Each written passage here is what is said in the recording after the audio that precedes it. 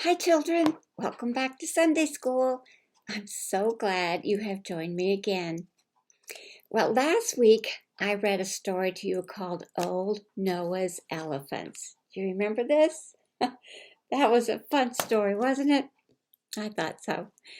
The story of Old Noah's Elephants showed us that if we have faith and trust in God, all things are possible. And you know what? That is true from our Bible story of Noah and the ark, right? Remember the Bible story of Noah. God told Noah to build an ark a certain size and to gather all the animals and put them on the ark before the great flood came. And Noah was able to do exactly that because he had faith and trust in God.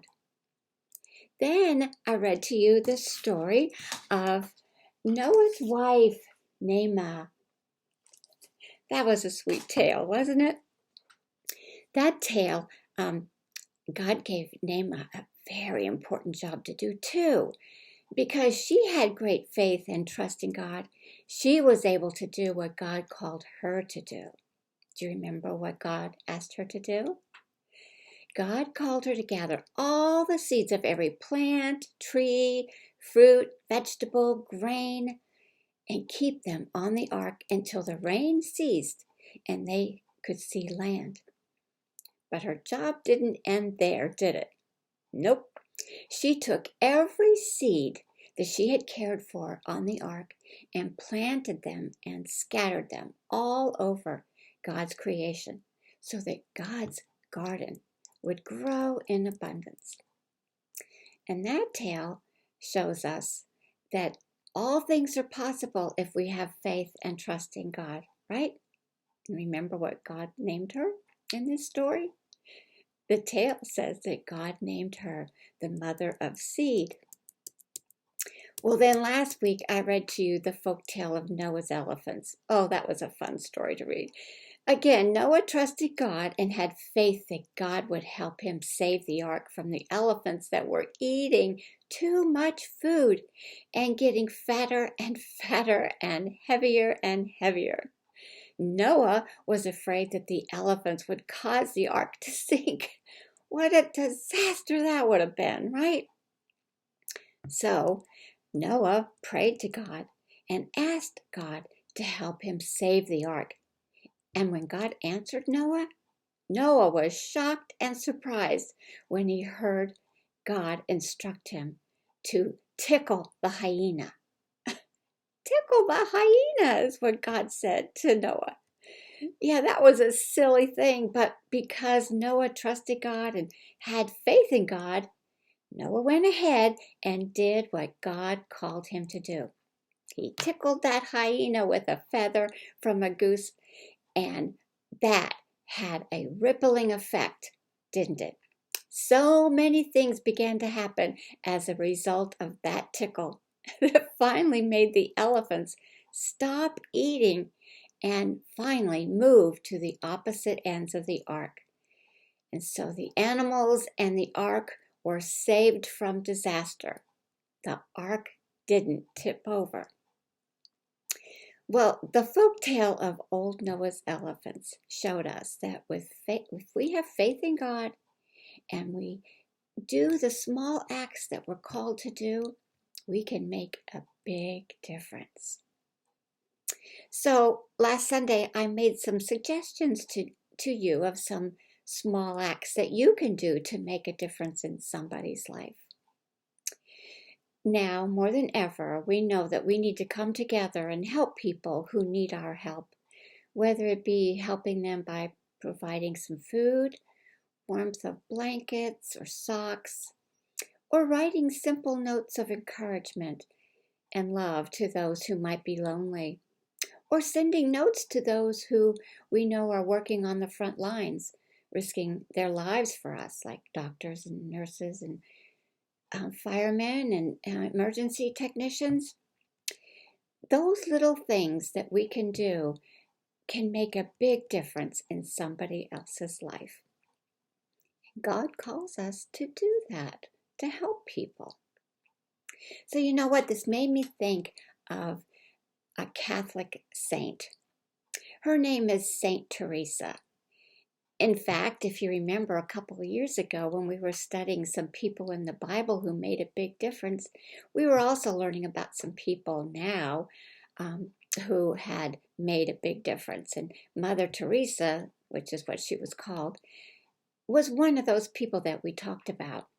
Remember, she described her life as a little way of spiritual childhood. I like that. What she meant was that she lived each day with an unshakable confidence in God's love.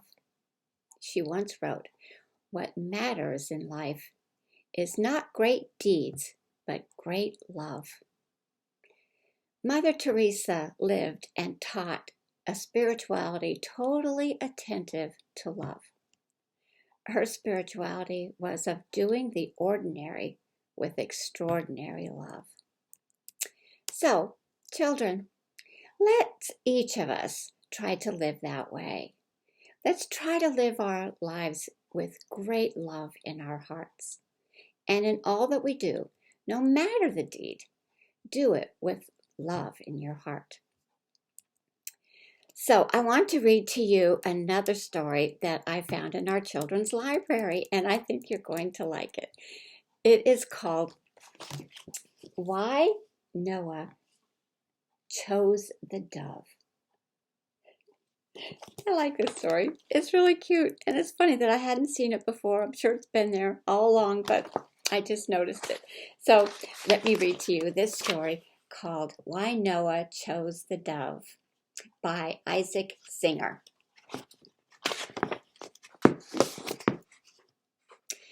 When the people sinned and God decided to punish them by sending the flood, all the animals gathered around Noah's ark. Noah was a righteous man, and God had told him how to save himself and his family by building an ark that would float and shelter them from the rising waters. All those animals.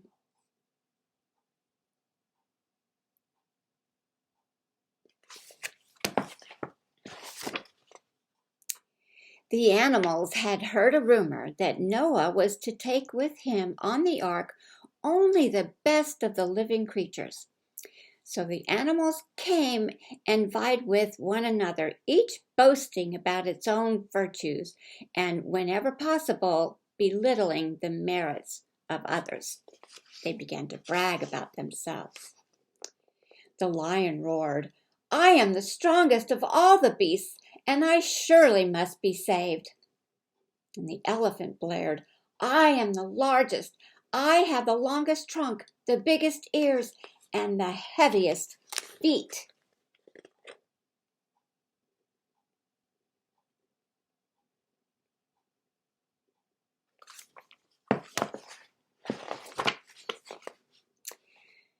"To be big and heavy is not so important," yapped the fox. "I, the fox, am the cleverest of all." "What about me?" brayed the donkey. "I thought I was the cleverest." "It seems anyone can be clever," yipped the skunk. "I smell the best of all the animals, and my perfume is famous."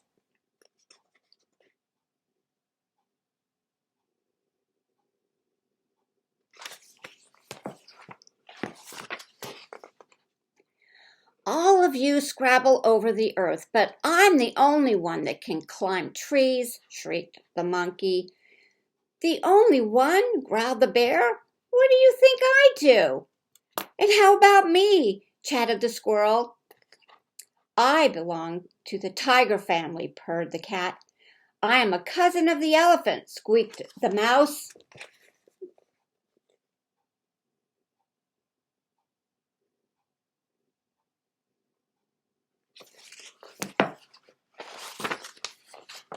"I am just as strong as the lion," snarled the tiger, "and I have the most beautiful fur." "My spots are more admired than your stripes," said the leopard.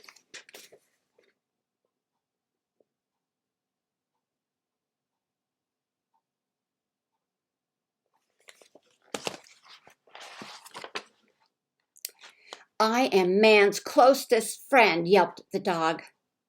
You're no friend. You're just a fawning flatterer, bayed the wolf. I am proud. I'm a lone wolf and flatter no one. Bah, blatted the sheep. That's why you're always hungry. Give nothing, get nothing. I give man my wool, and he takes care of me.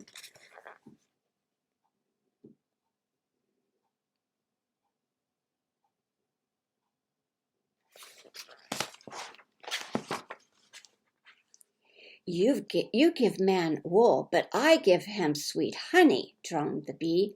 Besides, I have venom to protect me from my enemies. What is your venom compared with mine, rattled the snake, and I am closer to Mother Earth than any of you.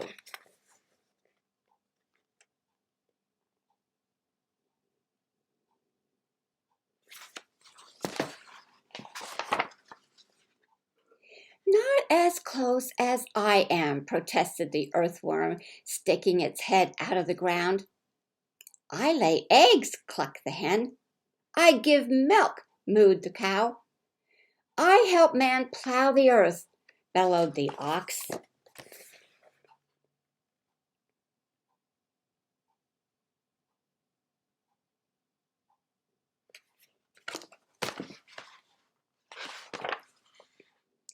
I carry man, neighed the horse, and I have the largest eyes of all of you. You have the largest eyes, but you have only two, while I have many. The housefly buzzed right into the horse's ear.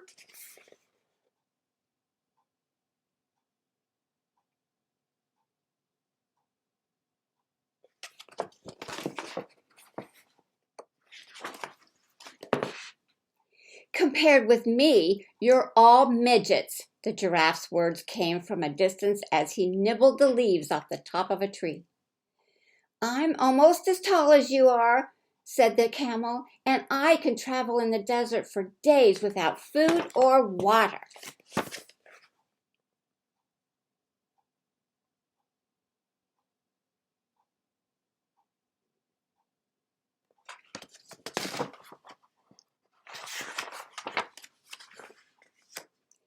You two are tall, but I'm fat, snorted the hippopotamus, and I'm pretty sure that my mouth is bigger than anybody's. Don't be so sure, snapped the crocodile and yawned. I can speak like a human, squawked the parrot. You don't really speak, you just imitate, said the rooster. I know only one word, cock-a-doodle-doo, but it's the only word I know.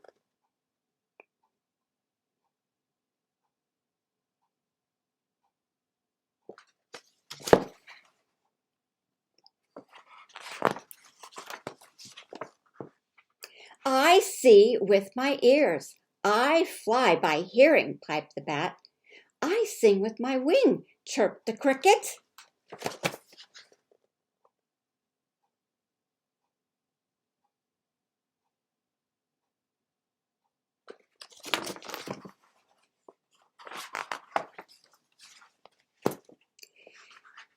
There were many more creatures who were eager to praise themselves, but Noah had noticed that the dove was perched alone on a branch and did not try to speak and compete with the other animals.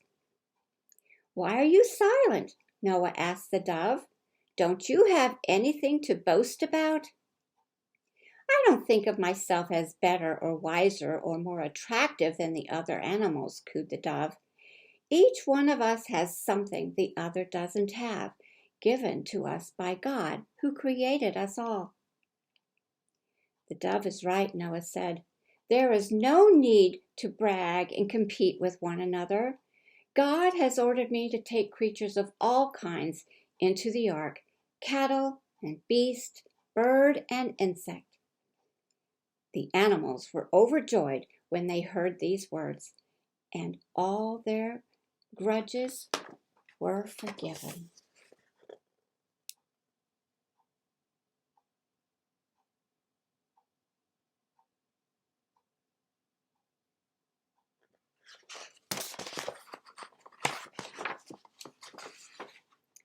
Before Noah opened the door of the ark, he said, I love all of you, but because the dove remained modest and silent while the rest of you bragged and argued, I chose the dove to be my messenger. Noah kept his word. When the rains stopped, he sent the dove to fly over the world and bring back news of how things were. At last, the dove returned with an olive leaf in her beak, and Noah knew that the waters had receded. And when the land finally became dry, Noah and his family and all the animals left the ark.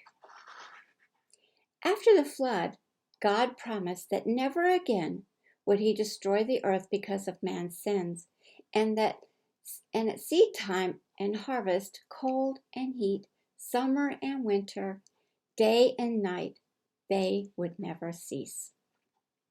The truth is that all are in the world. The truth is that there are in the world more doves than there are tigers, leopards, wolves, vultures, and other furious beasts. The dove lives happily without fighting. It is the bird of peace. There's a story of why Noah might have chosen the dove. This story is wonderful because we don't need to brag or try to be better than anybody else because we're all God's children. God loves each of us equally. So we need to just be modest and kind and considerate to all people.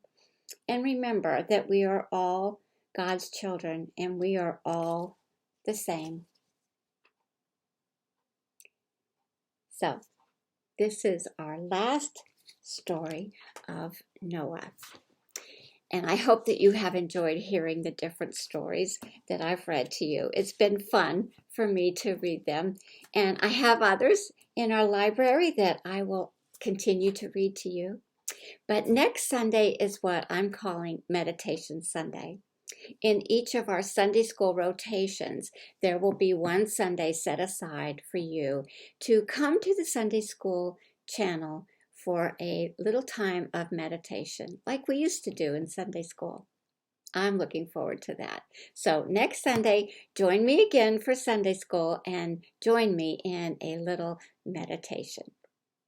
So until I see you again, may the peace of God be with each and every one of you. And have a wonderful day. Stay safe. And I'll see you next time. Bye-bye.